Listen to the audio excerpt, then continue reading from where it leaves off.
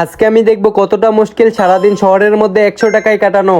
এই চ্যালেঞ্জটা অনেক টাফ হতে চলেছে, তাই 10টা বাজতে আমি একটা দোকানে এসে 20 টাকার পুরি সিঙ্গারা নিয়ে নিলাম। মালিক মালিক বেশি খেও না, তোমার অ্যাসিডিটি হবে। ধের তুই চুপ কর তো, আগে খেয়ে নিই। খাও খাও, পরে যখন বাথরুমে যেতে হবে আর আসতে হবে তখন বুঝবে মজা।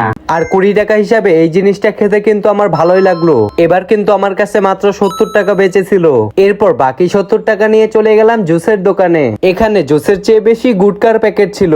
নিয়ে নিলাম 20 টাকা ছোড়া, কারণ 40 ডিগ্রি গরমে সব জ্বলে গিয়েছিল।